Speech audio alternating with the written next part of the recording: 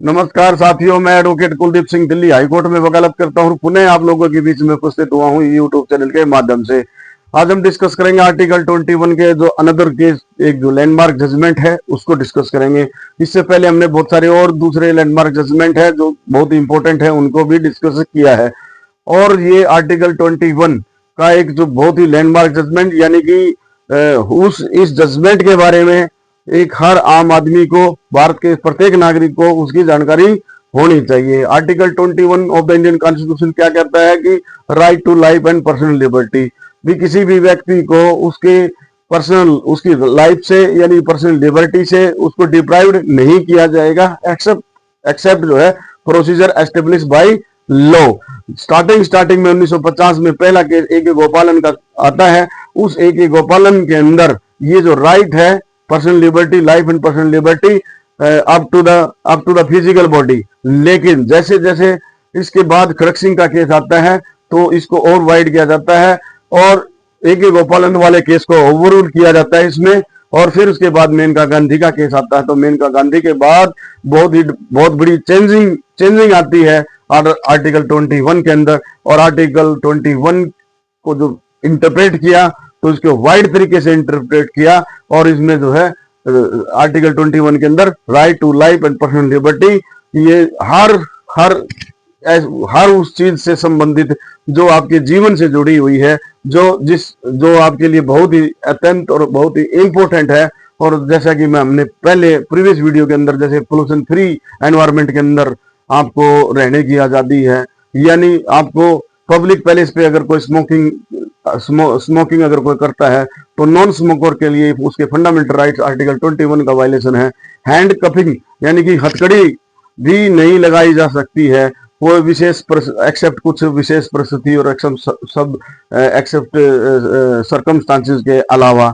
और इसके अलावा जो है आपको जो है फ्री मेडिकल एड, आपको मुफ्त कानूनी सहायता, ये भी आपका फंडामेंटल राइट्स है। आपको राइट टू शेल्टर, ये भी आपका फंडामेंटल राइट्स है। राइट टू प्राइवेसी, ये भी आपका फंडामेंटल राइट्स है। इस तरह से बहुत इसकी जो वाइड तरीके से इसको इंटरप्रेट किया गया।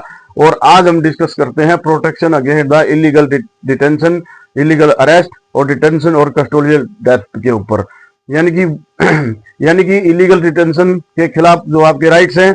डिटेंशन, गलत तरीके से आप किसी भी व्यक्ति को डिटेन किया जाए या फिर उस इलीगल डिटेंशन और उसके अंदर कस्टोडियल डेथ हो जाती है तो उसमें प्रोटेक्शन क्या है। तो एक बहुत ही फेमस जजमेंट है जिसमें ये चीजें डिस्कस की गई हैं। तो हम 2-3 जजमेंट को इसमें डिस्कस करेंगे। हो सकता है ये वीडियो थोड़ी सी लंबी हो जाए, लेकिन ये बहुत ही इंपॉर्टेंट है, इसको बहुत ही ध्यान से समझने की जरूरत है। आर्टिकल 21 पर इलीगल डिटेंशन, अरेस्ट और कस्टोडियल डेथ के ऊपर हम चर्चा करेंगे। तो इसमें सबसे पहले Joginder Kumar state of UP ये जोगिंदर कुमार वर्सेज का मतलब बनाम स्टेट ऑफ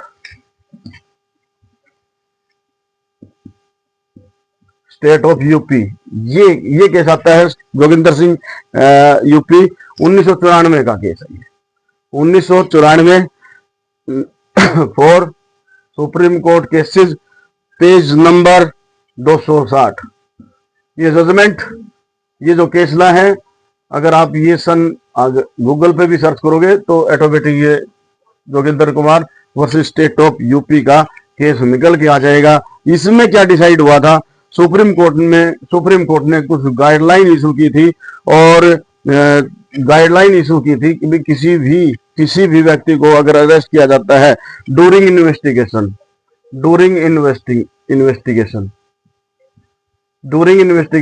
तो उसको अगर अरेस्ट किया जाता है सबसे पहले तो इस केस में ये कहा गया था कि किसी भी व्यक्ति को अरेस्ट केवल उस सस्पिशियस आधार पर, केवल संदेह के आधार पर गिरफ्तार नहीं किया जाएगा। ये माननीय सुप्रीम कोर्ट ने इस केस में ये कहा कि केवल सस्पिशन के आधार पर, केवल संदेह मात्र के आधार पर जो है किसी भी व्यक्ति को गिरफ्तार नहीं किया जाएगा। Reasonable justification must be there.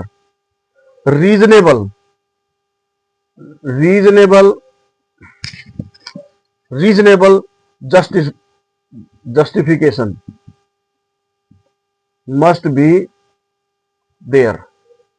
अगर उस व्यक्ति को गिरफ्तार करना है तो रीजनेबल जो है जस्टिफिकेशन देना पड़ेगा, उसको कारण बताने होंगे कि भाई हम इसको गिरफ्तार कर रहे हैं।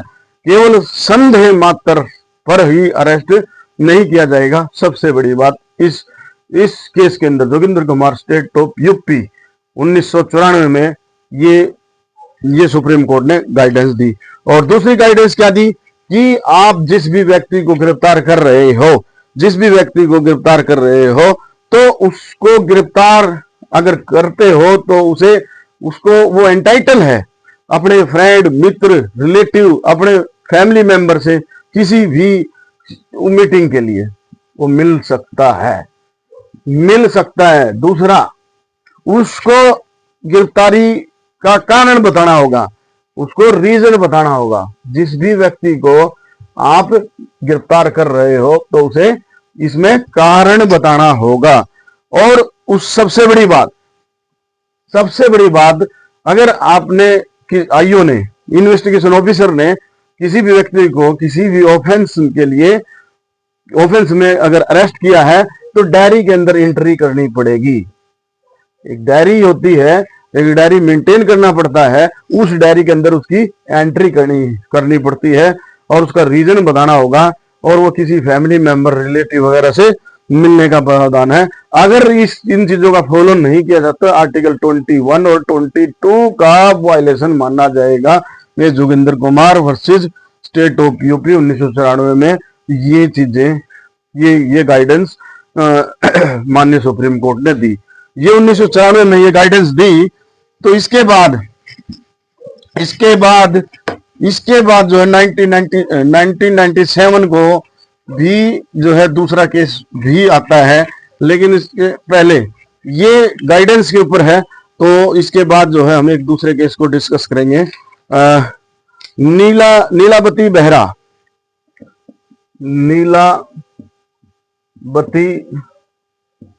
Behera versus state of Orissa.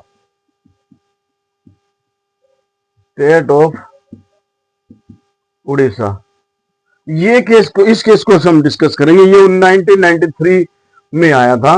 वो प्रीवियस केस में हमने गाइडेंस बताई कि माननीय सुप्रीम कोर्ट ने गाइडेंस दी 1993 के अंदर। अब जैसे ये 93 यानी कि उस समय की बात बता रहा हूं। आज भी बहुत सारी जगह कानून को फॉलो नहीं किया जाता और लॉ को फॉलो नहीं किया जाता। तो नीलावती बेहरा और स्टेट ऑफ उड़ीसा 1993 में ये केस आता है। इसका जो है नंबर 2 है और सुप्रीम कोर्ट केस 746 ये नंबर है इसका। इसको आप नोट कर सकते हो। गूगल पर ये डालोगे तो आपको यह इस केस की डिटेल सारी आ जाएगी। तो ये एक्चुअल में क्या है, Nilavati Behera versus state of Orissa, इसका फैक्ट क्या था? फैक्ट मैं आपको बताता हूं कि यहां पर सुप्रीम कोर्ट ने एक अवार्ड पास किया था। कंपनसेशन पास किया था 1,50,000 रुपए का। 50,000 का एक अवार्ड सुप्रीम कोर्ट ने पास किया था। किसको किया था? एक मदर ऑफ डिजीज। ये जो मृतक है इसकी मां के फेवर में 1.5 लाख रुपए का अवार्ड यानी कि कंपनसेशन इस केस में पास किया गया था। हुआ क्या था इस केस में? एक 22 साल का ये मृतक जो था, ये 22 ईयर का था, 22 साल का। ये 22 साल का था और इसको जो है पुलिस अपनी कस्टडी में ले जाती है। पुलिस ने इसको अरेस्ट कर लेती है। पुलिस इसको अरेस्ट कर लेती है सुबह इसको 8 बजे 1 दिसंबर 1987 को 93वां जजमेंट था ये सुप्रीम कोर्ट का, लेकिन ये बात है 1987 को। सुबह 8 बजे 1 दिसंबर 1987 को इसको 8 बजे इसको अरेस्ट कर लेते हैं। और अरेस्ट करने के बाद जब आधी रात यानी कि 2-3 बजे 2 और 3 के बीच में जो इसकी माँ है, ये जो व्यक्ति था इस थाने जाती है और इसको जो है भोजन देने के लिए, इसको खाना लेने के लिए जाती है। लेकिन इसको पता लगता है कि ये जो इसका जो लड़का है, इसकी लड़के की बॉडी जो है, इसका मर्द जो शरीर है वो रेलवे ट्रैक पे पाया जाता है। और रेलवे ट्रैक पे उसके हाथों में हथकड़ी थी और बहुत सारी उसके बॉडी पर इंजरी थी। तो मल्टीपल इंजरी थी और हाथों में हथकड़ी थी और वो रेलवे ट्रैक पे इसकी बॉडी मिलती है। उसके बाद जो है ये मामला जो है कोर्ट में जाता है। और ये जो इसकी मदर है वो पुलिस पर्सन के खिलाफ केस फाइल करती है। लेकिन पुलिस पर्सन है इसमें प्ली लेते हैं कि भाई ये जो है थाने से, पुलिस स्टेशन से भाग गया था और ये इसकी जो डेथ जो हुई है वो उसमें हम रिस्पॉन्सिबल नहीं है, ये पुलिस स्टेशन से भाग गया था। लेकिन जो मेडिकल रिपोर्ट जब आई तो मेडिकल रिपोर्ट के अंदर और जो उसकी बॉडी पर बहुत जितनी जो इंजरी थी और उसके आधार पर और जो एविडेंस आए उसके आधार पर ये पाया गया कि ये जो कस्टोडियल डेथ है, ये जो कस्टोडियल डेथ है, ये जो डेथ है वो कस्टोडियल डेथ है। और इसमें फिर इसके बाद सुप्रीम कोर्ट ने इसमें 1.5 लाख रुपए का जो है इसमें जुर्माना या फिर कंपनसेशन स्टेट पे और अक्यूज्ड पर्सन पर लगाया। तो इसमें ये जो 1.5 लाख रुपया है ये जो है डिसीज्ड की मदर को दिया गया। तो Nilavati Behera versus state of Orissa, तो ये एक बहुत ही लैंडमार्क जजमेंट है और 1993 में आया। 1993 के अंदर ये जजमेंट आता है। तो इसके बाद जो है एक दूसरा केस आता है। इसके बाद जो है कि बहुत ही डोमिनेंट डी के बासु वाला जो केस आता है, ये डी के बासु का जो केस है इसको हम अगली वीडियो में इसको डिस्कस करते हैं।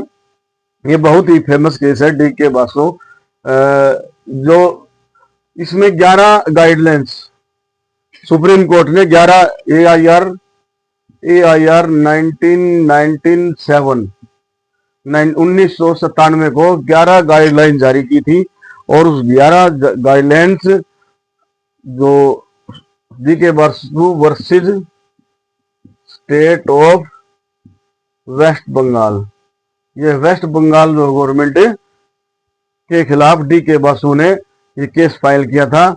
और ये बहुत ही जबरदस्त जजमेंट है और इस जजमेंट को समझना बहुत ही इंपॉर्टेंट है 1997 में। तो इसको हम अगली वीडियो में इसको डिस्कस करेंगे। धन्यवाद।